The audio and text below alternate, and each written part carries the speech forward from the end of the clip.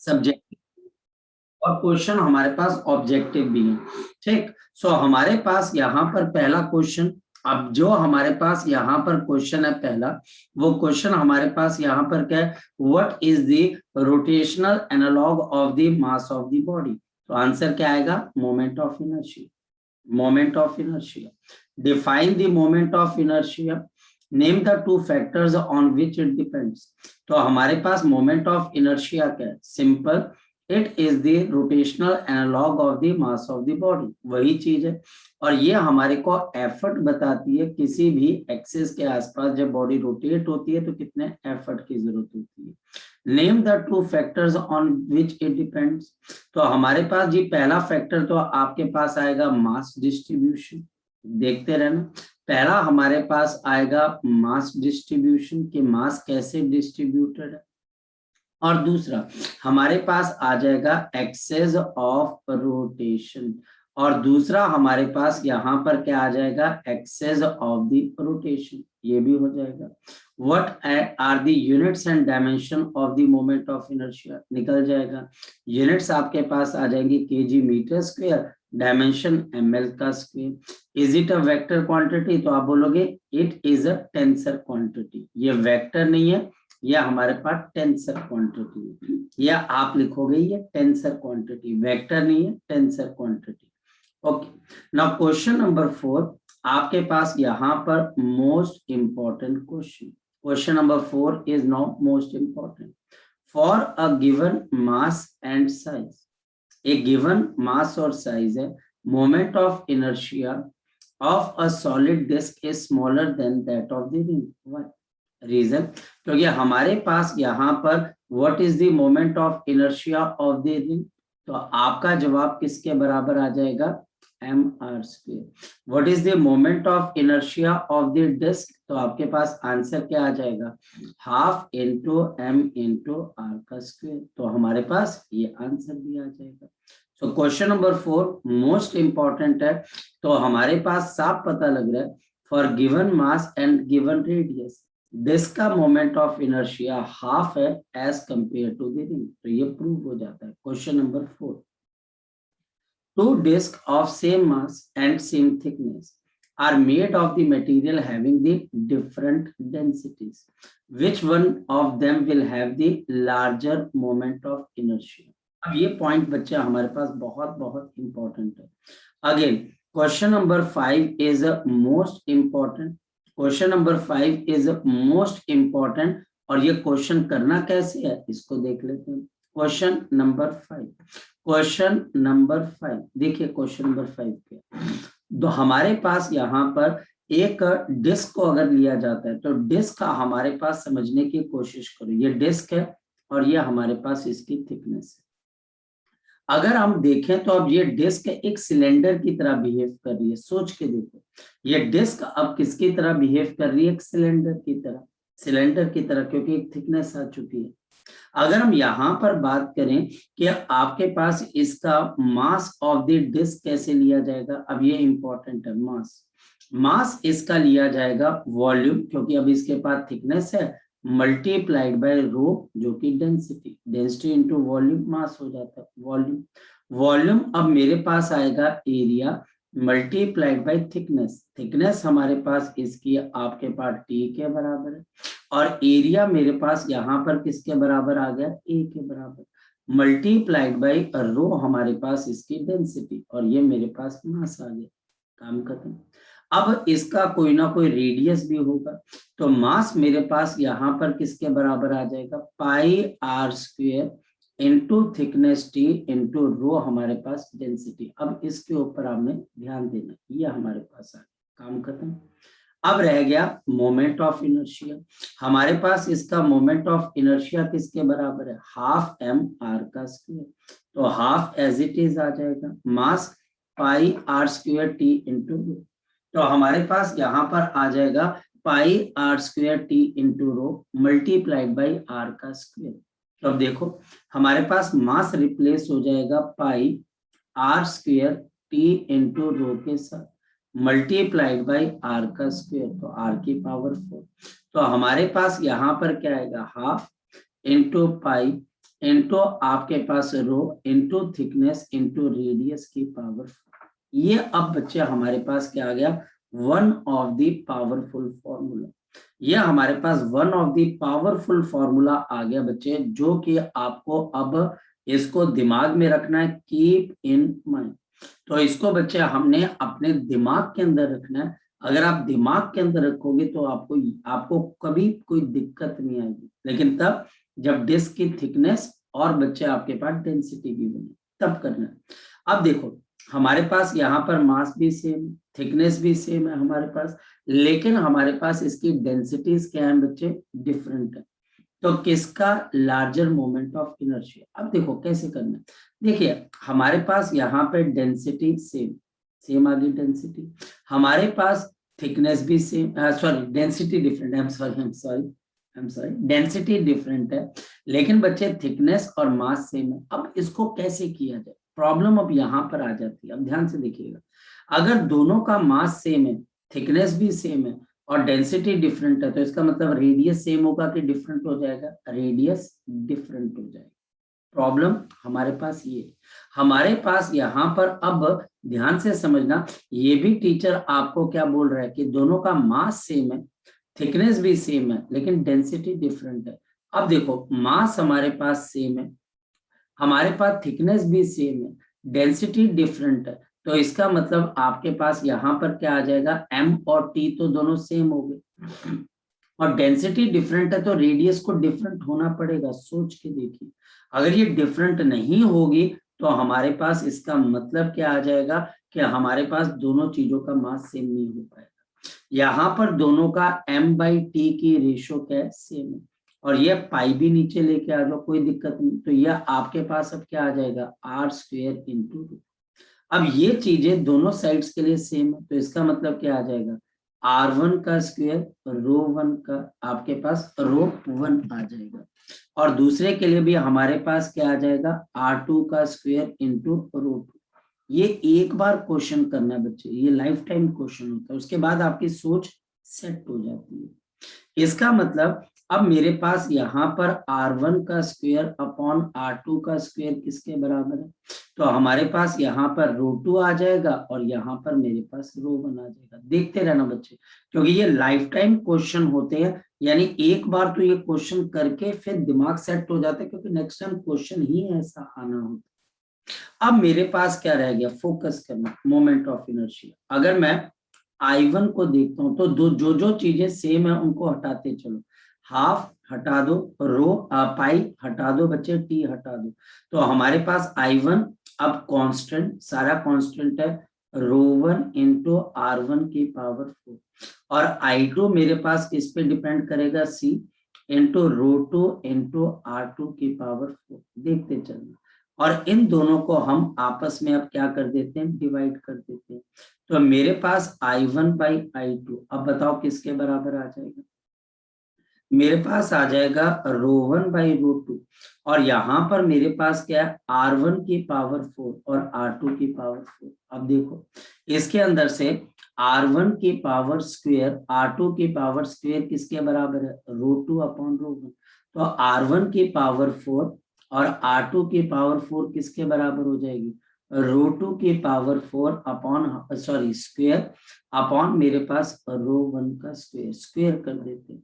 तो मेरे पास यहाँ पर अब आपके पास क्या आ जाएगा, रो2 का स्क्वायर अपॉन रो1। बस क्वेश्चन का आंसर तुम्हारे सामने निकल कर आ गया, I1/I2 इज इक्वल टू किसके बराबर है, रो2 अपॉन रो1। क्या समझे आप, ये समझे कि मोमेंट ऑफ इनर्शिया इस केस में डेंसिटी के क्या है हमारे पास, इनवर्सली प्रोपोर्शनल, यानी कि I1 रो1 के इनवर्सली प्रोपोर्शनल है और I2 रो2 के इनवर्सली प्रोपोर्शनल है। मतलब यहाँ पर टीचर बोल रहा है कि किसका लार्जर मोमेंट ऑफ इनर्शिया होगा, तो बच्चे जिसका आपके पास डेंसिटी की वैल्यू आपके पास क्या हो जाएगी, लेस। देखा कितना सिंपल सा आंसर है, लेकिन कैलकुलेशन के मामले में मैंने कोई कंजूसी नहीं बरती, मैंने आपको बताया ये आया कैसे, और आज के बाद ये तुम्हारे दिमाग में सेट हो जाना चाहिए कि कल को अगर ऐसा कभी क्वेश्चन आता है डिस्क का सेम मास का, सेम थिकनेस का, डिफरेंट डेंसिटी का, और टीचर जानबूझ के पूछेगा और ये ऐसे ही क्वेश्चन आएगा। मतलब ये क्वेश्चन आप मान के चलो कि 100% यही क्वेश्चन आना है। तो हमारे पास उस केस में मोमेंट ऑफ इनर्शिया किसका ज्यादा होगा?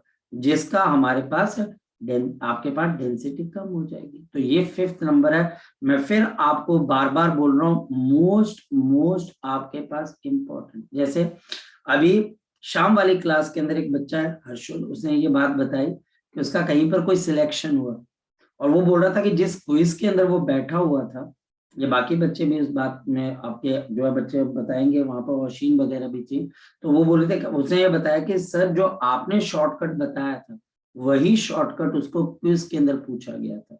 और इग्लू प्रॉब्लम, शायद आपको याद हो, इग्लू प्रॉब्लम भी उनको वहां पर पूछी गई थी।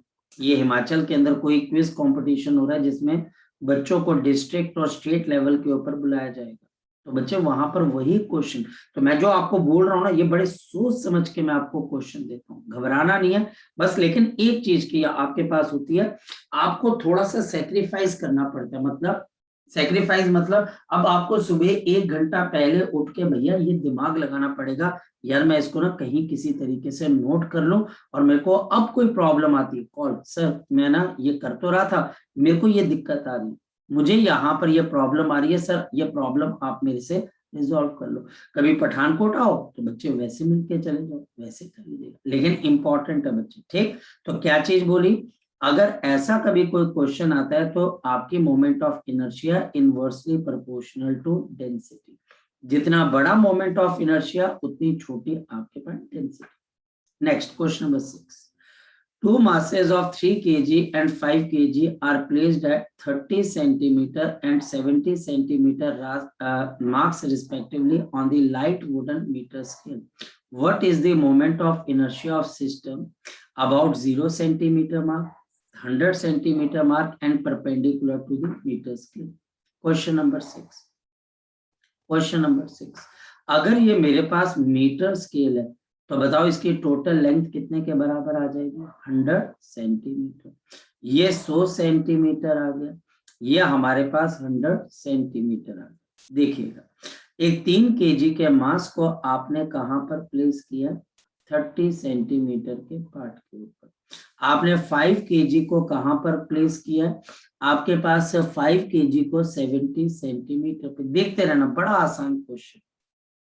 और मेरे को मोमेंट ऑफ इनर्शिया बताना है जब एक्सिस ऑफ रोटेशन कहां से पास हो रही है?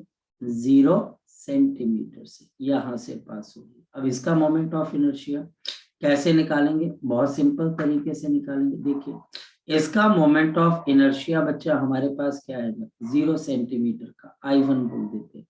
3 kg यहाँ से 30 सेंटीमीटर दूर है, 3 into 30 सेंटीमीटर का स्क्वायर। 5 kg यहाँ से हमारे पास कितनी दूर है? 70 सेंटीमीटर दूर है, तो 70 आपके पास सेंटीमीटर, तो प्लस ऑफ 5 into 70 सेंटीमीटर का स्क्वायर। अब आप इसको कैलकुलेट करोगे, 3 into 900 प्लस ऑफ 5 into 4900, और सेंटीमीटर स्क्वायर कॉमन आ जाएगा दोनों में से। नेक्स्ट मेरे पास आ जाएगा 2700 प्लस ऑफ 00 5 और 4, तो आपके पास यहाँ पर 5 और ये बच्चे आपके पास 4, तो आपके पास 20, 20 4 आपके पास 24। तो अब हमारे पास यहाँ पर कितना आ जाएगा? 2700, 2700 और 0 0, आपके पास 5 और आपके पास 4 और ये 2, तो 0 0 12 और 1 आपके पास 6 और 7 2700, तो 27200। तो हमारे पास कितना आ जाएगा? 27200, लेकिन सेंटीमीटर स्क्वायर है, ये देख लेना। अगर आप सेंटीमीटर को मीटर में कन्वर्ट करना चाहते हो तो 10 की पावर -4 केजी मीटर स्क्वायर, ये पहले का आंसर आ गया। Next one. अब सेकंड जो आपके पास एक्सेस पास हो रही है वो 100 सेंटीमीटर मार्क से पास हो रही है। जब ये 100 सेंटीमीटर से पास हो रही है तो इसमें क्या केस आ जाएगा? अब 5 kg की बॉडी इससे 30 सेंटीमीटर दूर है, ध्यान से समझना। और हमारे पास अब 3 kg की बॉडी इससे 70 सेंटीमीटर दूर है। ये बच्चे आप समझ लेना, बस यही तो हुआ है। तो अब सेकंड का मोमेंट ऑफ इनर्शिया आप कैसे निकालोगे जरा बता दो।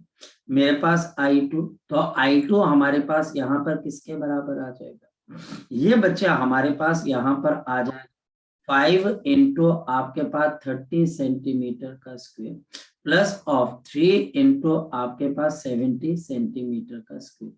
इसको सॉल्व करोगे तो आंसर आ जाएगा। अब मैं इसको लेफ्ट इस वजह से कर रहा हूं ताकि आप इसको घर पे जाकर जब पढ़ो तो आप समझ पाओ। नेक्स्ट है perpendicular to the metre scale. Perpendicular to the metre scale का मतलब एक्सिस ऑफ रोटेशन कहां से पास हो रही है, ये हमारे पास पास हो रही है 50 सेंटीमीटर वाले पोर्शन से। तो 50 सेंटीमीटर से है तो ये डिस्टेंस आपके पास कितना आ जाएगा 20, और ये भी अब आपके पास 20, बस यही तो देखना आपने। तो 3 इंटू 20 सेंटीमीटर का स्क्वायर 5 इंटू आपको सिर्फ एक्सिस ऑफ रोटेशन से मास का डिस्टेंस देखना है, और mass multiplied by square of the distance, multiply कर देना मोमेंट ऑफ इनर्शिया। तो हमारे पास थर्ड का आंसर, अब ये आप कैलकुलेट कर सकते हो कि ये मेरे पास I3 कितना है 5 इंटू 20 सेंटीमीटर का square plus of 3 into 20 centimetre का स्क्वायर, तो ये आंसर आ जाएगा। थर्ड पार्ट रिपीट कर दो। बोलो बोलो बोलो, शाबाश बोलो। सर थर्ड पार्ट रिपीट कर दो फिर से। देखो हमारे पास जो एक्सिस ऑफ रोटेशन है वो परपेंडिकुलर टू मीटर स्क्वायर है, तो इसका मतलब वो 50 सेंटीमीटर से गुजरेगी। जब ये 50 सेंटीमीटर से गुजरेगी 3 kg जो कि 30 सेंटीमीटर से है, ये एक्सिस ऑफ रोटेशन से कितनी दूर हो जाएगा पार्थ, 20 सेंटीमीटर। 30 और 50 में कितने की दूरी होती है पार्थ, 20 सेंटीमीटर। 20 और 5 kg 70 सेंटीमीटर में, तो एक्सिस ऑफ रोटेशन से ये 50 और ये 70, तो ये भी 20 सेंटीमीटर। तो 5 इंटू 20 सेंटीमीटर का स्क्वायर प्लस 3 इंटू 20 सेंटीमीटर का स्क्वायर, और ये बच्चा हमारे पास आंसर आ जाएगा। लगी बात पता बच्चे? Yes sir. हमारे पास आंसर आ जाएगा। अब आपने इसका एक पार्ट मैंने करा दिया, 2 पार्ट हिम्मत लगाकर करो बच्चे, हिम्मत करोगे तब बच्चे आंसर आएंगे। सारी चीजों के आंसर्स मिल जाते हैं लेकिन हिम्मत थोड़ी सी करनी। What is the radius of gyration of body, पता है बच्चे हमारे पास radius of gyration of body under root of आपके पास I डिवाइडेड बाई m। और दूसरा बच्चे व्हाट इज दी आपके पास on what factor it depends, तो 2 ही फैक्टर बच्चे मुझे नजर आ रहे हैं। कौन कौन सा बच्चे, एक मोमेंट ऑफ इनर्शिया और दूसरा बच्चे मास ऑफ द सिस्टम, 2 ही चीजें। रेडियस ऑफ गायरेशन भी निकल गया हमारे पास, क्या हो जाता है, calculate the radius of gyration of the rod of mass m and length. बोलो बोलो शाबाश। Radius of gyration shape of body पे कैसे डिपेंड करता है? देखिए शेप ऑफ बॉडी बच्चे अगर बात बोला जाए तो आप इसके अंदर से शेप ऑफ बॉडी का मतलब है कि मास कितनी दूर तक फैला हुआ। शेप, अब जैसे फॉर एग्जांपल मेरे सामने ये सैनिटाइजर की बोतल, अब यही सैनिटाइजर की बोतल को बच्चे अगर मैं स्क्वीज कर दूं, मतलब कि इसको मैं अगर क्या कर दूं बच्चे, इसमें से हवा या सैनिटाइजर निकाल दूं, तो बच्चा हमारे पास क्या हो जाएगा, इसका मास एक्सिस ऑफ रोटेशन के बहुत क्लोज हो जाएगा, तो मोमेंट ऑफ इनर्शिया क्या हो जाएगा, कम। अगर मोमेंट ऑफ इनर्शिया कम हो जाएगा तो रेडियस ऑफ गायरेशन भी कम हो जाएगा। मैंने उसी में सारी बात इंक्लूड कर दी, जब जो पॉइंट हमारे पास क्या है हमने उसी के अंदर सारी बात इंक्लूड कर दी है। Shape of the body, moment of inertia, ये रिलेटेबल है। अब जैसे फॉर एग्जांपल मेरे पास यहाँ पर ये कागज का टुकड़ा है, अब मैं इसको इस पॉइंट के अबाउट रोटेट करवा रहा हूँ तो ये रोटेशन हो रही है। अब मैं इसको थोड़ा सा स्क्वीज कर देता हूँ और फिर मैं इसको रोटेट करवा देता हूँ, तो शेप आपका मास जितना एक्सिस ऑफ रोटेशन के क्लोज होता जाएगा मोमेंट ऑफ इनर्शिया उतना कम होता जाएगा। जितना शेप ऑफ द बॉडी, अब जैसे बैलून है, बैलून में अगर आप हवा भरते हो तो आपको क्या लगता है उसका मोमेंट ऑफ इनर्शिया बढ़ रहा होगा कि कम हो रहा होगा, बताओ शाबाश, बढ़ जाता है, मास बढ़ता है। तो वहां पर आप बोलोगे यार मोमेंट ऑफ इनर्शिया बढ़ रहा है, रेडियस ऑफ गायरेशन भी बढ़ना चाहिए। एग्जैक्टली ये पॉइंट आता है हमारे पास। तो शेप ऑफ द बॉडी जो हमारे पास होती है बच्चे, वो आपके पास इनडायरेक्टली, मतलब कि कहा जाए बच्चे तो मतलब कि तुम बोल रहे हो कि मैं बोल रहा हूँ कि कृष्ण भगवान की भक्ति करो, तो आप बोलते हो हाँ चलो हरि बोल लेते हैं। तो बात पॉइंट वही है कि आप हरि बोलने को बोल रहे हो, मैं कृष्ण भगवान की भक्ति की बात कर रहा हूँ। जैसे कि आप बोल रहे हो कि सर मैं कलम यूज कर रहा हूँ, तो मैं बोला अच्छा पेन ही यूज कर रहे हो, तो बात तो सही किया बच्चे। Yes, sir. तो moment of inertia shape of the body, exactly shape of the body भी कह सकते हो, नो डाउट बच्चे। ठीक, तो आप समझ पा रहे होंगे बॉडी का जो फैलाव है वो मोमेंट ऑफ इनर्शिया बढ़ा देता है और रेडियस ऑफ गायरेशन चेंज हो जाता है। और बच्चे बॉडी का सिकुड़ना मोमेंट ऑफ इनर्शिया को कम कर देता है और रेडियस ऑफ गायरेशन कम हो जाता है। बोलो आकाश। सर रेडियस ऑफ गायरेशन मास पे डिपेंड नहीं करता? डिपेंड करता है, देखिए नीचे नीचे आ तो रहा सर है। ये 14th क्वेश्चन देखना सर, ये ऑब्जेक्टिव का। मैं अभी देख लेता हूँ, मैं अभी देख लेता हूँ। पहले हम 7th कर ले, ठीक है, लड़ाई नहीं करनी हमने। Yes, sir. लड़ाई नहीं करनी, क्योंकि आज भी ऐसा हुआ था एक क्वेश्चन का आंसर गलत है, मगर कोई बात नहीं, हमने 10-15 क्वेश्चन सही किए हैं। और एक आधा क्वेश्चन में अगर कंट्रोवर्सी होती है तो घबराना नहीं होता है, ये हो जाती है जहां पर माइंड की गेम आ जाती है, कोई बात नहीं। पहले इसको देख लेते हैं। नेक्स्ट हमारे पास ये तब करके बोल रहा होगा, देखो मैं बोल रहा हूँ ये अब मैं तेरे पॉइंट पर आ जाता हूँ। कई टीचर्स ये बोल देते कि मोमेंट ऑफ इनर्शिया का फॉर्मूला क्या होता है, बता शाबाश। M are square upon M, M क्या हो गया, कैंसर। मेरी बात समझ गए। कई टीचर्स जो है वो बोलते हैं कि नहीं नहीं नहीं, आप बताओ कि आगे चल के, मतलब कि अगर आप मास को यूज कर लिया जाए तो फिर वो किस पे डिपेंड करेगा। तो फिर ये बच्चे आपके पास रेडियस कि वो बॉडी का फैलाव कितना है, जो अभी मैं जगजोत से बात कर रहा था। तो मे बी 14th क्वेश्चन जो है बच्चे इस कॉन्सेप्ट को यूज कर रहे हो, ठीक है आकाश। पर पहले हम आगे वाले कर ले, तेरे को सेटिस्फेक्शन मैं दिलवा दूंगा। अच्छा चलो, calculate the radius of gyration of the rod of mass m and length l about the axis of rotation perpendicular to the length and passing through the center। करना कैसे, क्वेश्चन नंबर 8 देखो बच्चे। हमारे पास क्वेश्चन नंबर आपके पास 8 कैसे है, radius of gyration निकालना है, रॉड का निकालना है, moment of inertia ml square by 12 है, मास बच्चे m के बराबर है। मैंने ml स्क्वायर बाई 12 ही क्यों लिया, ये सेंटर में से क्रॉस हो रही है, m से m कैंसल, l बच्चे आपके पास बाहर आ जाएगा √12 का बच्चा हमारे पास 3√4, तो यहाँ पर 2√3 और ये आंसर आ जाएगा बिल्कुल सही। तो हमारे पास क्वेश्चन नंबर 8 आ गया। अच्छा question number 9, state the two theorems for the moment of inertia, the theorem of parallel axis and perpendicular axis. तो प्लीज सी नोट्स बच्चे, तो जो नोट्स है बच्चे वैसे का वैसे ही आपने लिखना है, क्योंकि इसमें एक इंफॉर्मेशन देनी है। जैसे कि मैं बोलूं कि मेरा नाम संदीप शर्मा, तो वो एक इंफॉर्मेशन है, अरे सर हमें पता है, तो वो चीज सर हमें पता है, हम थ्योरम्स पढ़ लेंगे एक बार, क्योंकि इसमें कोई नॉलेज वाली बात इतनी है नहीं बच्चे। नेक्स्ट वन हमारे पास, अब नेक्स्ट बच्चे यहाँ पर देखते हैं, और फिर हमारे पास नेक्स्ट पॉइंट क्या है देखते हैं बच्चे। हमारे पास question number 10, okay question number 10, the moment of the inertia. हमारे पास the moment of the inertia of the body does not depend on, बताओ किस पे डिपेंड नहीं करती बच्चे हमारे पास, ये मास ऑफ, ये एंगुलर स्पीड पे डिपेंड नहीं करती है, ये हमको पता लग चुका है। ये बच्चे हमारे पास एंगुलर स्पीड पे डिपेंड नहीं करती है। नेक्स्ट क्वेश्चन देखते हैं बच्चे। नेक्स्ट क्वेश्चन हमारे पास यहाँ पर क्या है, the four masses are fixed on the massless as shown in the figure, the moment of inertia about the axis p is about, तो ये axis of rotation आ गई, और मुझे मोमेंट ऑफ इनर्शिया बताना, बताओ कैसे बताएंगे, क्वेश्चन नंबर 11 शाबाश बताओ। हमारे पास यहाँ पर मोमेंट ऑफ इनर्शिया कैसे बताओगे, बताओ शाबाश।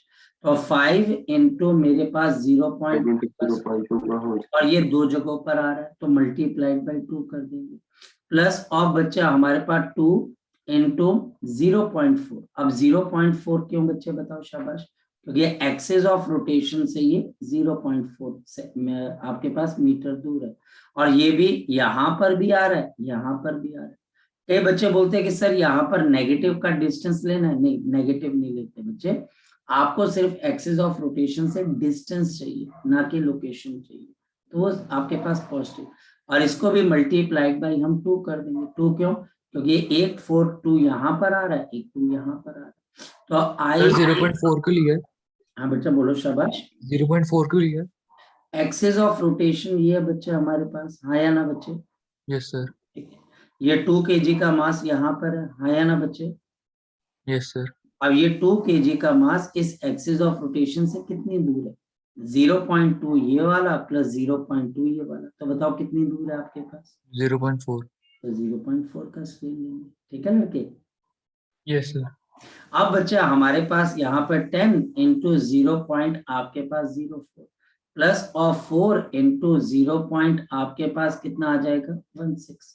तो हमारे पास I will be equal to 0.4 and plus of बच्चा हमारे पास यहाँ पर कितना आ जाएगा? 6 पॉइंट आपके पास 6 पॉइंट आपके पास यहाँ पर 4 और 0.16, तो 6 पॉइंट आपके पास नहीं 0.64, तो आपके पास यहाँ पर ये कितने के बराबर आ जाएगा? 0.64। तो जल्दी बताओ आंसर कितने के बराबर आ जाएगा? तो ये मेरे पास आ जाएगा 0 पॉइंट आपके पास 64। तो I will be equal to, तो हमारे पास कितने के बराबर आ जाएगा? 4 और ये 0, तो ये 1, तो 1.04, तो अप्रोक्सीमेटली 1 के आसपास इसका आंसर आ जाएगा। तो अप्रोक्सीमेटली इसका आंसर किसके आसपास आ जाएगा? 1 के आसपास आ जाएगा, ठीक है बेटा, अप्रोक्सीमेटली आएगा। नेक्स्ट वन, अब नेक्स्ट वन हमारे पास यहाँ पर क्या है? नेक्स्ट वन देखते हैं। The point mass of 2 kg is located at 1, 2 and -3. Moment of inertia about z axis, तो मुझे z एक्सिस से डिस्टेंस निकालना। अब ये बड़ा आपके पास बड़ा टेक्निकल सा परपेंडिकुलर एक्सिस लगा लेंगे आपको, नहीं परपेंडिकुलर एक्सिस नहीं, परपेंडिकुलर एक्सिस और पैरेलल एक्सिस काका जी रिजिड बॉडीज के लिए होती है, पॉइंट मास बॉडी। ये पॉइंट मास बॉडी हमारे पास लोकेटेड कहाँ पर है? 1, 2 और -3, यानी कि यहाँ पर z एक्सिस का -3, आपके पास यहाँ पर बच्चे y का आपके पास यहाँ पर 2 और यहाँ पर कहीं पर लोकेटेड है, यहाँ कहीं पर लोकेटेड है पीछे की तरफ, यानी कि पीछे दीवार के पीछे यहाँ पर ये लोकेटेड है 1, 2 और -3। जब हम किसी एक्सिस से मोमेंट ऑफ इनर्शिया को निकालते हैं तो मुझे उस एक्सिस से वहां का क्या चाहिए होता है? Perpendicular distance. मुझे उस एक्सिस से परपेंडिकुलर डिस्टेंस चाहिए, तो यहाँ पर सबसे पहले -3 गायब हो जाएगा, क्योंकि -3 आपके पास z एक्सिस का ही डिस्टेंस है, z एक्सिस से डिस्टेंस नहीं। आपके पास -3 इस पिक्चर से पहले तो गायब हो जाएगा। आप z एक्सिस से अगर दूर जाओगे तो बताओ क्या चीज चेंज होगी? x, y, z, क्या चीज चेंज होगी? तो आप बोलोगे x और y। आपको z एक्सिस से अगर आप परपेंडिकुलर डायरेक्शन के अंदर जाते हैं तो क्या क्या चीजें चेंज होती हैं? एक x चेंज होगा और एक क्या चेंज होगा बच्चे? y। देखिए अगर मेरे पास यहाँ पर ये z एक्सिस है, फोकस करना, अगर मैं इससे इस तरीके से दूर जा रहा हूँ तो एक तो x चेंज होगा और दूसरा क्या चेंज होगा बच्चे? आपके पास y चेंज होगा, हाँ या ना? एक x चेंज होगा और एक y चेंज होगा। तो जो परपेंडिकुलर डिस्टेंस है हमारे पास ये वाला, क्योंकि मास यहाँ पर लोकेटेड है, इसकी वैल्यू बच्चे इससे कितनी दूर आ जाएगी? शाबाश बता दो, √(x² + (y²)। और हमारे पास अब मोमेंट ऑफ इनर्शिया, देखो ये छोटा सा क्वेश्चन आपको बहुत बड़े प्रॉब्लम में डाल सकता है, क्योंकि मैक्सिमम बच्चे जब ये क्वेश्चन देखते हैं तो वो क्वेश्चन को होता बड़ा आसान है लेकिन सॉल्व नहीं कर पाते, क्योंकि उनको ये समझना चाहिए अगर यहाँ पर काका जी ये अबाउट x एक्सिस बोलते, फिर बताओ आप कौन कौन सा डिस्टेंस लेते? अगर Y ये और Z का। फिर बच्चे Y हम Z। फिर y और z का लेते, बस इतना सा पॉइंट है। तो अब बच्चे क्वेश्चन नंबर 12 का आंसर कैसे आएगा? शाबाश बता दो। याद रखना हमारे पास I is equal to m √(x² + (y² का होल स्क्वायर) और I is equal to m। अब बच्चा हमारे पास x² + (y²), तो 1 का स्क्वायर प्लस ऑफ 2 का स्क्वायर, इसका अंडर रूट भी है और इसका स्क्वायर भी है। मास 2 kg का है तो ये 2 आ जाएगा, और यहाँ पर 4 + 1 5, 5 का रूट का स्क्वायर तो अंडर रूट ऑफ 5 का स्क्वायर, तो 5, तो आंसर कितना आ जाएगा? 10 kg मीटर स्क्वायर। तो हमारे पास यहाँ पर 10 kg मीटर स्क्वायर आ गया। बस इतनी सी चीज है हमारे पास, या हमारे पास यहाँ पर इतनी सी चीज है। Now this question is again under the important, क्योंकि मैं इतनी बात गारंटी से कह सकता हूँ कि बच्चे सिर्फ और सिर्फ यहाँ पर आपके पास 20% के आसपास बच्चे ही इस क्वेश्चन को पहली बार लगा पाएंगे। ये बहुत आसान दिखने वाला बट बहुत मुश्किल क्वेश्चन। आगे चलते नेक्स्ट। बोलो बोलो। सर ये बताना फिर से इसको, ये कैसे मैं किया? बता देता हूँ, मैं बता देता हूँ।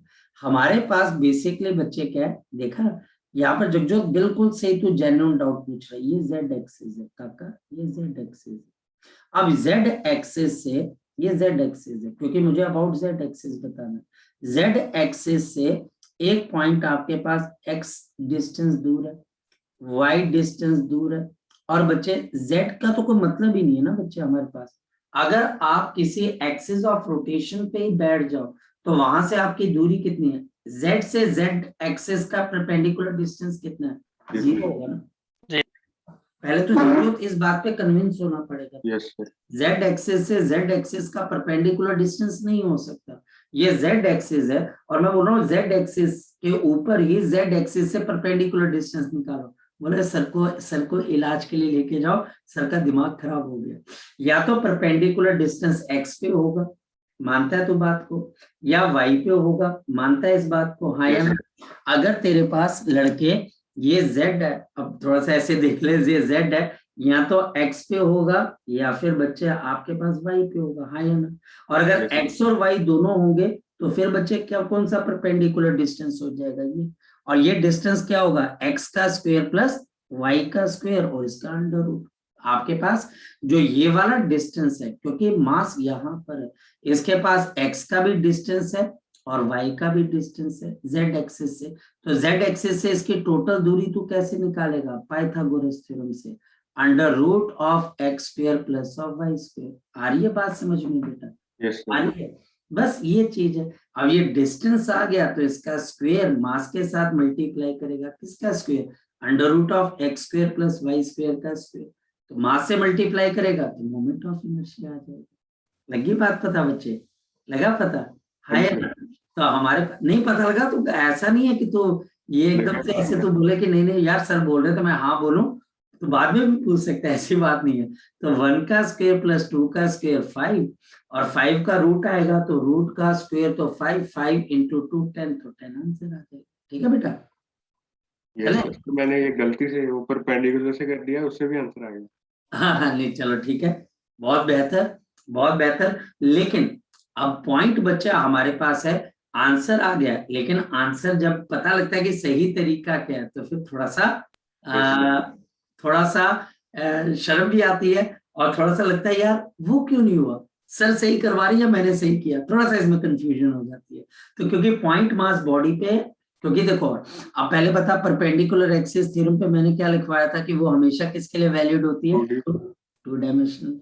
पॉइंट मास बॉडी तो टू डायमेंशनल नहीं होती, उसके पास तो साइज ही नहीं होता, इस वजह से वो नहीं लग पाएगी। खैर चलो, 2 point masses each of mass m are placed at the angle of equilateral triangle of side A. The moment of inertia of system about an axis passing through the center of mass and perpendicular to the plane. अब इसके अंदर एक नहीं 2 concept छुपे हुए। Question number 13 में, question number 13 के अंदर बच्चे हमारे पास 2 कॉन्सेप्ट छुपे हुए। पहला कॉन्सेप्ट इक्विलेटरल ट्राइंगल, मैं जानबूझ के प्लेन के अंदर बना रहा हूँ, मैं बच्चे वर्टिकल प्लेन में हॉरिजॉन्टल प्लेन पे बना रहा हूँ। हमारे पास अगर कोई इक्विलेटरल ट्राइंगल है ए बी और सी, ये याद रखना, इसका जो हमारे पास सेंटर ऑफ मास होता है वो आपके पास सेंट्रॉइड पे होता है। आपके पास इक्विलेटरल ट्राइंगल का फिर बच्चे देखिए सेंटर ऑफ मास कहां पर होता है, सेंट्रॉइड पे। अब मैं तुमसे पूछता हूं कि किसी भी सर्कल का सर्कल नहीं, एक किसी भी ट्राइंगल का सेंट्रॉइड क्या होता है। अब ये मैं आपसे पूछूंगा ना, ये 9th क्लास की बात है, नहीं आएगा कोई बात नहीं, मैं बैठा हूँ यहाँ पर, मीडियन से जहाँ कट करती है, जहां पर मीडियंस बोलती है, जहां पर बच्चा हमारे पास इसके मीडियंस कट करते हैं। तो ये भी एक दूसरा क्वेश्चन तैयार हो गया कि टीचर बोलेगा कि भाई एक इक्विलेटरल ट्रायंगल का सेंटर ऑफ मास कहां पर है, एक ऑप्शन आ सकती है सेंट्रॉइड और जहां पर मीडियंस, और जो मीडियंस होता है उससे हर वर्टिसेस कितनी दूर होता है बच्चे आपके पास। अब पॉइंट आपके पास नेक्स्ट आ गया, अगर ये मेरे पास इक्विलेटरल ट्रायंगल है, ये हमारे पास इसका सेंट्रॉइड है, तो बच्चे इस पॉइंट से ये कितने, अगर इसकी साइड ए और ए है तो यहां से बच्चे ये कितने डिस्टेंस पे होता है, a by 2, और ये भी बच्चे हमारे पास a/√3 और ये भी बच्चे हमारे पास a/√3, ये भी बात पता है। तो क्वेश्चन हो गया सॉल्व। कैसे 2 सॉल्व? रेशियो 1 में होते हाँ, क्या क्या बच्चे बोल? 2 रेशियो 1 में भी होते हैं ना ये? हाँ, बात वहीं पर है। मतलब कि आप बोल रहे हो कि नहीं सर, मैंने जो खाना खाया था ना, मैंने ऐसे ऐसे खाया था। मैं बोला अच्छा, खाना खा लिया ना, मैंने एक सीधी बात अच्छा। की। मैंने 9th क्लास की बात ही नहीं उठाई, ठीक है, मेरी 9th क्लास में नंबर कम आए थे। अच्छा, अब हमारे पास यहाँ पर नेक्स्ट पॉइंट देखते हैं। ये चीजें मुझे क्लियर होगी। अब पॉइंट क्या है? पॉइंट हमारे पास है कि ये axis of rotation centre of mass में से पास हो रही है। अब ये मास आ गया m, ये एक्सेस ऑफ रोटेशन है, तो ये डिस्टेंस कितने के बराबर आ गया? a/√3। ये मास मेरे पास m, ये डिस्टेंस आपके पास पार्थ कितने के बराबर आ गया? a/√3। ये मास आ गया m और ये डिस्टेंस कितने के बराबर आ गया? a/√3 अब बच्चा हमारे पास मोमेंट ऑफ इनर्शिया निकालना है। m a/√3 का होल स्क्वायर, और ये कितनी बार आ रहा है? 3 बार आ रहा है। तो हमारे पास यहाँ पर कितना आ जाएगा? m a² divided by 3 into 3। 3 बार क्यों आ रहा है? एक बार ये वाला मास, दूसरा ये, तीसरा ये। 3 से 3 कैंसल, तो मोमेंट ऑफ इनर्शिया कितने के बराबर आ गया? ma²। तो हमारे पास मोमेंट ऑफ इनर्शिया कितने के बराबर आ जाएगा? ma² के बराबर आ जाएगा। हो गया काम खत्म। तो ये भी हमारे पास वन ऑफ द इम्पोर्टेंट, क्योंकि इसमें कितने कॉन्सेप्ट्स हमारे पास लग रहे हैं? हमारे पास यहाँ पर 2 कॉन्सेप्ट्स हैं बच्चे, जो कि आपके पास यहाँ पर लग रहे हैं। ओके, सो हमारे पास नेक्स्ट है, एक मिनट, नेक्स्ट है बच्चे हमारे पास यहाँ पर, okay, the radius of the gyration depends on. तो ये बच्चे depends on axis of rotation, mass, shape of the body, both 2 and 3। तो ये शायद से अभी हमने कर लिया था बच्चे कि एक्सिस ऑफ रोटेशन और शेप ऑफ द बॉडी, तो वो अगर इन दोनों की बात करता है तो हम शेप ऑफ द बॉडी के अंदर, क्योंकि मास से मास कैंसिल हो जाएगा, तो हम उसको हटाकर क्या बोल देंगे? ये बच्चे हमारे पास बोथ 2 and 3, तो 4th ऑप्शन हो जाएगी। ठीक है आकाश, यहाँ पर हमारे पास कौन सी Yes, sir. ऑप्शन?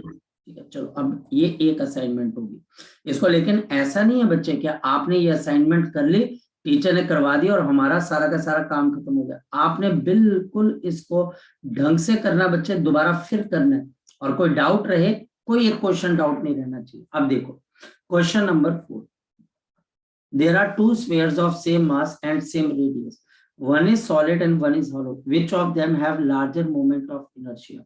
तो हमारे पास हॉलो का मोमेंट ऑफ इनर्शिया ज्यादा होता है, 2/3 mr²। क्वेश्चन खत्म। 2 solid sphere of same mass are made of metals of different densities। देखो आ गया फिर से वही question, which of them has larger moment of inertia about the diameter। वही क्वेश्चन आ गया कि moment of inertia is inversely proportional to the density। Same question आ गया जैसा मैंने पिछली बार कराया था। अब ये क्वेश्चन अगर दोबारा फिर रिपीट हो रहा है तो आप समझ सकते हो कि ये कितना इंपॉर्टेंट है, ये हमारे पास कितना इंपॉर्टेंट है, ये आप समझ सकते, ये इंपॉर्टेंट है बच्चे। लेकिन अब यहाँ पर सॉलिड स्फीयर कर दिया। अब नेक्स्ट है, what is the moment of inertia of the rod of mass m, length l, about an axis perpendicular to l through its end. तो आंसर बच्चे हमारे पास कितना आ जाएगा? ml²/3।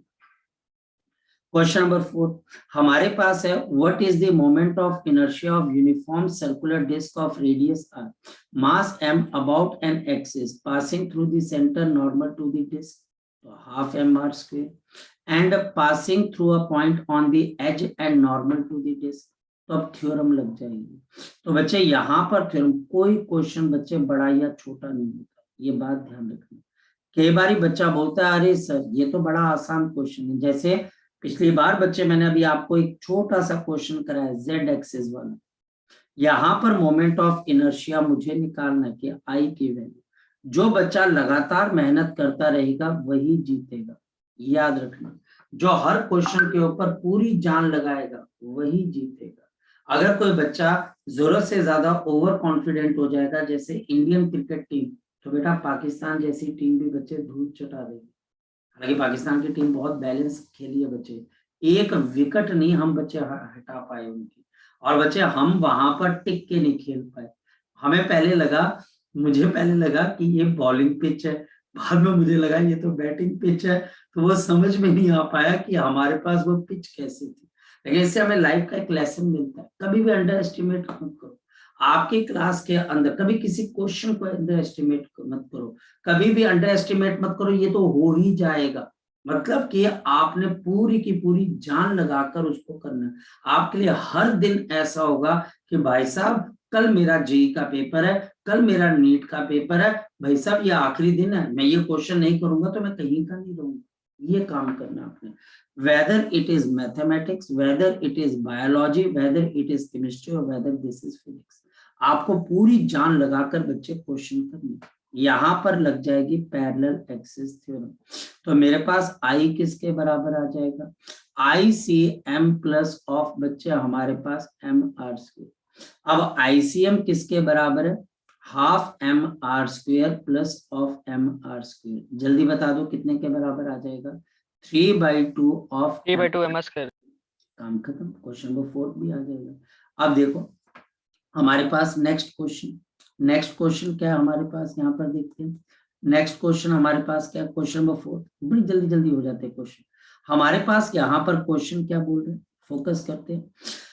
Calculate the radius of gyration of circular ring and disc of same radius about the axis passing through the center and perpendicular to the plane। तो भाई साहब k of ring निकालनी, तो हमारे पास क्या आ जाएगा, under root of M R square upon m. k of बच्चे डिस्क निकालनी है, तो आपके पास under root of half M R square upon m. पहले का रेडियस ऑफ गायरेशन r और दूसरे का r/√2।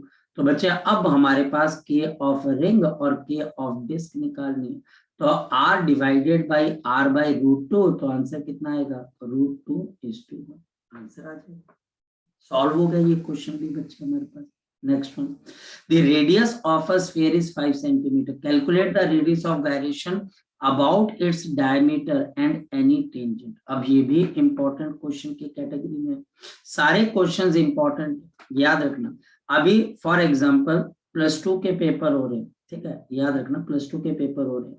तो +2 के पेपर के अंदर जैसा अब के बच्चे आते हैं, सर ये क्वेश्चन, मैं बोला बेटा आपने नोट्स चेक किया स्कूल के अंदर, सर वो नोट्स तो हमने बनाए नहीं, सर हमने नोट्स तो देखे नहीं। तो मैं बेटा आपके स्कूल के अंदर जो करवाया जा रहा है, मतलब कि आप इस बात को इमेजिन करो, मैं पठानकोट के अंदर एपीएस के अंदर एक क्लास ले रहा हूँ और उस क्लास के अंदर मैंने 2 क्वेश्चंस करवाए, और उसी वक्त एमडी के यहाँ पर एक स्कूल है, उस एमडी के अंदर पेपर हो रहा था और वहां पर साइमल्टेनियसली वही 2 क्वेश्चन पूछे गए थे।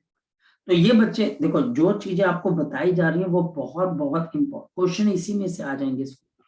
आपको बस इस बात में रहना कि हमने काम करना, लगातार काम करना और क्वेश्चन करते रहना। Radius of this sphere is 5 centimetre, calculate the radius of gyration about its diameter and any tangent. तो सबसे पहले ये बच्चा हमारे पास अबाउट डायमीटर है, आपके पास अब स्फीयर है तो मैं सॉलिड मान के चल पड़ता हूँ, और हमारे पास यहाँ पर के, यहाँ पर कितने के बराबर आ जाएगा, 2/5 ऑफ एम आर स्क्वेयर, और अपॉन मेरे पास क्या आ गया m, तो ये कैंसिल होके कितना आ जाएगा, r under root of 2/5।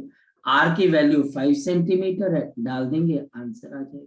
Next one, और अलोंग द टेंजेंट। अब बता पार्थ यहाँ पर कैसे निकालेगा तो मोमेंट ऑफ इनर्शिया, कौन सी थ्योरम से निकालेगा बच्चे, शाबाश बता, यहाँ पर कौन सी थ्योरम से निकालेगा, ये तो 2/5 एम आर स्क्वेयर है, तो बता यहाँ पर कौन सी थ्योरम से निकालेगा पार्थ, बता शाबाश। मुझे टेंजेंट, इस टेंजेंट का रेडियस ऑफ गायरेशन चाहिए, तो पहले मुझे इस पॉइंट का मोमेंट ऑफ इनर्शिया चाहिए, तो यहाँ पर इसका मोमेंट ऑफ इनर्शिया कौन सी थ्योरम से निकालोगे, शाबाश बता दो, तो एम आर स्क्वेयर, तो 2/5 ऑफ एम आर स्क्वेयर। इसके बाद बच्चा हमारे पास कितना आ जाएगा, 7/5 ऑफ एम आर स्क्वेयर, और बच्चे अब इसका रेडियस ऑफ गायरेशन मैं इसको k डैश मान लेता हूँ, तो under root of 7/5 of M R square upon m से m कैंसल, तो r under root of 7/5 multiply कर दो, r आंसर आ जाएगा। क्वेश्चन नंबर 6 भी हो गया। नेक्स्ट वन देखते हैं बच्चे हम, नेक्स्ट वन देखते हैं बच्चे हम इसके अंदर से। नेक्स्ट वन क्या है, अरे जब साथ साथ में डायग्राम बनाते हो तो ये क्या, अगर सब्जेक्टिव पेपर होगा तो ये साथ में बनानी पड़ेगी। हाँ बनाने, ये बनाने पड़ेंगे बच्चे, तो टीचर कन्विंस नहीं हो पाएगा ना, उसको ऐसा लगेगा कि आप रट्टा, और हमारे को खुद की सेटिस्फेक्शन नहीं हो पाएगी, मैं सेटिस्फाई नहीं हो पाऊंगा ना कि मैं टेंजेंट ही ड्रॉ कर रहा हूँ। जो उसमें से पास हो रहा है, तो इस वजह से नहीं बना। सर, लगता था सर समझाते हो तो आप साथ साथ बनाते हो हर एक क्वेश्चन डायग्राम, तो लगा कि स्कूल में नहीं बनानी पड़ेंगी। आपको स्कूल में बनाना, आपको हर चीज वो करनी है। आपको मैं क्या बोल रहा हूँ, अगर स्कूल वाला टीचर तुम्हें किसी भी ढंग से तुम्हारे साथ बात करे, एक्सेप्ट दैट फैक्टर, आपने उसके लिए ग्रज नहीं रखनी स्कूल वाले टीचर के लिए। अगर आपका टीचर बोलता है कि तुम बिल्कुल गलत बोल रहे हो, उस वक्त उसको अपोज नहीं करना, चाहे वो जितना मर्जी आपको गलत बोले, चाहे बिल्कुल जितना मर्जी सही हो, वो अगेंस्ट फिजिक्स बोले, अगेंस्ट मैथमेटिक्स बोले, बोले ठीक है बहुत सही है सर, हम इम्प्रूव करेंगे। ग्रज नहीं रखना कभी भी किसी टीचर, आप लाइफ में तभी आगे बढ़ पाओगे। तो आप आगे बढ़ पाओगे, बोलिए उसको कि अगर वो आपको नंबर नहीं दे रहा है तो बोलो ठीक है सर, आप उसके पीछे पड़े रहो कि सर मेरी गलती तो बता दो आप। एक बार, दो बार, तीन बार, चार बार वो बताएगा, और वहीं से आपकी लाइफ इंप्रूव स्टार्ट होगी। शायद से वो आपको देखना चाह रहा हो कि आप में सीखने की कितनी चाहत है।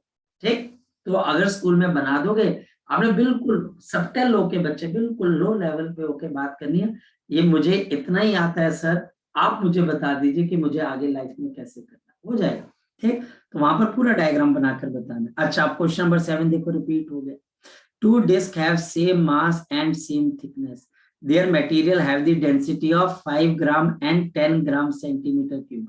अब ratio of their moment of inertia आ गया समझ में। Yes, अब sir. बताओ, अब एक क्वेश्चन, ये क्वेश्चन अब जो बच्चा, जिस बच्चे ने अब ये पहले नहीं किया और जब जो, वो पूरी की पूरी कैलकुलेशन करेगा, और वो देख कैलकुलेशन बच्चे 5 मिनट से ऊपर की है, वो भी तब जब मेरा दिमाग काम करेगा। अब मैंने आपको एज ए टीचर वो बता दिया, अब तूने क्या करना है, अच्छा I1 डिवाइडेड बाई I2। अच्छा भाई, I1 की डेंसिटी कितनी है, नीचे 5, I2 की डेंसिटी कितनी है 10। और बच्चा आंसर कितना है बच्चे इसका 2। बताओ कितने सेकंड में क्वेश्चन का आंसर आ गया, 2 मिनट, हो सके 2 सेकंड। ये जो क्वेश्चन है ना बच्चे 2 डिस्क वाला, मैं इसको कहता हूँ बच्चे 20% बच्चे पूरे हिंदुस्तान के अंदर होते हैं जो इस क्वेश्चन का आंसर दे पाते हैं, ओनली 20%। और आंसर देने का मतलब ये है जो भी मैं कर रहा हूँ, विद इन 2 मिनट, मतलब कि अच्छा 5 है 10 है, 5 को नीचे रखो, 10 को ऊपर रखो, आंसर आ जाएगा, ये वाला टेक्निक। तो एक क्वेश्चन नंबर बच्चे हमारे पास 7। नेक्स्ट वन बच्चे, अब हमारे पास यहाँ पर क्या चीज आ गई, the moment of inertia of thin uniform rod about an axis passing through the centre perpendicular is I0। What is the moment of inertia through the one end perpendicular to, वो घुमा रहा है आपको बच्चे, टीचर आपको घुमा रहा है। आप ये देखिए कि टीचर के पास एक लिमिटेड क्वेश्चंस है, वो आपको घुमा रहा है, वो क्या बोल रहा है, ये रॉड आ गई, ठीक है, ये रॉड आ गई, यहाँ पर आपके पास मोमेंट ऑफ इनर्शिया I0 के बराबर है, एंड पॉइंट पर क्या होगा ये आपको बताना है। अब देखो कैसे करना है, ये वाला एक्चुअल मोमेंट ऑफ इनर्शिया कितना होता है, ml²/12, जिसको ये किसके बराबर बोल रहा है, I0 के बराबर। ये वाला मोमेंट ऑफ इनर्शिया कितना होता है, ml²/3। आपको ये I0 की टर्म में लिखना, बस और कुछ नहीं करना। तो क्या करना है, आप इसको 4 से मल्टीप्लाई और 4 से क्या कर दो, डिवाइड कर दो, 3 × 4। तो ये हमारे पास कितना आ जाएगा, 4 ml²/12। ml²/12 किसके बराबर है, I0 के बराबर है। तो ये हमारे पास किसके बराबर आ जाएगा, 4I0। तो आपका आंसर किसके बराबर आ सर, जाएगा, हमने 4 मल्टीप्लाई डिवाइड क्यों किया? क्योंकि बच्चे एक बड़ी सिंपल सा, यही तो आपको सिखाना चाह रहा हूं कि हमारे पास वो क्या बोल रहा है कि जो एक्सिस ऑफ सेंटर है वहां पर मोमेंट ऑफ इनर्शिया I0 है, ये I0 है, पर सेंटर पे तो ml²/12 है। इसका मतलब वो ml²/12 को क्या मान रहा है बच्चे, आपके पास I0। सपोज कि मैं तुझे एक बात बोलूं तो मेरे क्वेश्चन का जवाब देना। अगर बच्चे मान लिया जाए कि मैं तुझे बोलता हूं अगर मैं 10 को x मानता हूं तो 20 क्या होगा, अगर मैं 10 को x मानता हूं तो 20 क्या होगा, 2x हो जाएगा, सिंपल सी बात। और अगर मैं 30 मानूंगा तो 3x हो जाएगा। तो ये ml²/12 को क्या मान रहा है बच्चे, बोल शाबाश, I0। और एंड पॉइंट पर होती है ml²/3। तो आपको बताना है ml²/3 क्या होगा। अगर ml²/12, क्वेश्चन क्या बन गया, अगर ml²/12 आपके पास I0 के बराबर है तो ml²/3 को तू क्या लिखेगा, ये तो क्वेश्चन हो गया। अब तेरे को दिमाग लगाना पड़ेगा कि ml²/3 है, इसको मैं क्या लिखूं, तो ml² और ml², यहाँ पे इन दोनों को डिवाइड कर दे तब भी आंसर आ जाएगा, हाँ या ना, डिवाइड करके भी यस आंसर। सर। आ या जाएगा। फिर बच्चे रिलेट करने का तरीका, तो तेरे को कौन सी मैथ्स आती है ये तुझे देखना पड़ेगा। अगर तुझे ये नहीं आता है तो तू इनको डिवाइड कर दे कि ml²/12 इंटू ml²/3। तो यहाँ पर I0 है आपके पास, नीचे क्वेश्चन मार्क है, तो ये कैंसिल हो जाएगा, ये 4 आ जाएगा, तो question mark is equal to कितना आ जाएगा, 4 आएगा। यस ठीक है सर। या फिर बच्चे 12 को देख ले, 12 के अंदर 3 के टेबल में 12 कैसे आता है जरा बता दे बच्चे मुझे। 4 × 3। 4 × 3, तो यहाँ पर 3 रख दे, 4 ऊपर ले जाओ, उससे भी आंसर आ जाएगा। मैथ्स है ना। तेरे पास एक प्रॉब्लम आई है, तेरे पास एक सवाल है, वो सवाल तेरे पास ये है कि ml²/12 I0 है, तो ml²/3 क्या होगा। तो ये सवाल तूने बच्चे ध्यान में रखना है। अब 3 है और 12 है, तो 3 और 12 में कितने का फैक्टर का फर्क होता है, 3 और 12 में कितने का फर्क है, 4 का ही है, 3 चौके 12, तो 4 का फैक्टर आएगा, इसके मतलब वहां पे आई बात समझ में कि नहीं आई। यस सर आ गई। चल कोई बात नहीं, धक्के से नहीं, ठीक है, धक्के से नहीं समझना बच्चे कभी बाद में। तो ये बच्चा हमारे पास यहाँ पर आंसर 4 I0 आ जाएगा, fourth option. Next one. So next one बच्चा, अब हमारे पास यहाँ पर क्या चीज आ गई, the moment of inertia of thin spherical shell यानी कि hollow ball of mass m and radius are about the diameter is 2/3 mr²। अब बेटा जी रेडियस ऑफ गायरेशन निकालना है, लेकिन कहाँ निकालना है, कहाँ निकालना है बता बच्चे, शाबाश, कहाँ निकालना About है। tangent. tangent. About tangent. हाँ, अब यहाँ पर पाथ मुझे क्या बनाना पड़ेगा, डायग्राम। मुझे अबाउट टेंजेंट पहले मोमेंट ऑफ इनर्शिया निकालना पड़ेगा, और उसके लिए बच्चे कौन सी थ्योरम लग जाएगी, पैरेलल एक्सिस थ्योरम। तो I is equal to 2/3 mr² plus of बच्चे mr², तो हमारे पास यहाँ पर कितना आ जाएगा 5/3 mr², रेडियस ऑफ गायरेशन। तो आंसर तो पता लग ही गया, अंडर रूट ऑफ 5/3 mr²/m, तो under root of 5/3 of r, तो ये आंसर आ जाएगा। अब रह क्या गया question number 10, match the regular shape bodies with the radius r and mass m rotating disc. Sir last step repeat करना। हाँ बच्चे बोलो बोलो, वो लास्ट स्टेप रिपीट करना। लास्ट स्टेप ये वाला बच्चे, हाँ जी सर। इसमें से बच्चे रूट में से r बाहर आ जाएगा, अंदर रूट 5/3 रह जाएगा, बस। ठीक है, हाँ जी सर। चलो अब बच्चे क्वेश्चन नंबर 10 के हमारे पास, ये डिस्क है, डिस्क का मोमेंट ऑफ इनर्शिया किसके बराबर होता है, mr²/2। सॉलिड स्फीयर का कितना होता है बच्चा हमारे पास 2/5 mr², तो इसका मतलब इस डिस्क का यहाँ पर कितने के बराबर है, mr²/4। तो करेक्ट ऑप्शन क्या आ जाएगी, ए के लिए बच्चे हमारे पास r है, बी के लिए बच्चे हमारे पास यहाँ पर p है, और सी के लिए बच्चे 2/5 mr²। हो जाएगा क्वेश्चन हो जाएगा। सर ऑप्शन कौन सी हुई? ऑप्शन बच्चे देखनी पड़ेगी, ऑप्शन बना लेते हैं, ए के साथ r, ए के साथ r, बी के साथ p, सेकंड आ जाएगा सर। सेकंड आ जाएगा, सेकंड। ये सेकंड आ जाएगी, बस। ठीक, चले बच्चे, सो आज हमने आकाश बोल सर इसमें सर एक और आरपीएस भी था ना, हाँ बेटा, इस मोमेंट ऑफ इनर्शिया वाली पीडीएफ में एक और आरपीएस भी था सर। बेटा इसके अंदर अगर है तो बच्चे मैं देख दूंगा, ठीक है, अभी मैं देख देता हूँ बच्चे इसके अंदर है कि नहीं है, एक मिनट, इसके अंदर नहीं है बच्चे, इसके अंदर नहीं है। सर जब आपने सर सबसे पहले भेजी थी सर तब 3 पेज थे सर इसमें। हो सकता है बच्चे कि इसके अंदर से एक पेज मेरे को जो अभी मिली है उसमें 2 पेजेस हैं, लेकिन फिलहाल हम इसके अंदर से देख लेते हैं, मैं देख दूंगा, ठीक है। तो हम यहाँ पर बच्चे इसको बच्चे हम यहाँ पर आज अभी वाइंड अप कर देते हैं। 2 तो हो गए बच्चे, शुरुआत बहुत होती है, लेकिन शुरुआत करते हैं तो ऐसे सेशन अब हम लगाते हुए बच्चे आपके क्वेश्चंस, आपके डाउट्स वगैरह थोड़े थोड़े बच्चे हम कंप्लीट करना स्टार्ट करेंगे, ठीक है बेटा। मजा आया सर। हाँ चलो कोई बात नहीं, तो इसको बच्चे अब हम इसको लेकिन एक बार कर लेना, नेक्स्ट आरपीएस पे जुड़ जाओ, है ना, नेक्स्ट आरपीएस पे जुड़ जाओ, जितनी जल्दी हम करेंगे उतना ज्यादा हमें फायदा होगा, ठीक है। चलो ओके, गुड नाइट, सॉरी तुमको तंग थैंक यू सर। किया।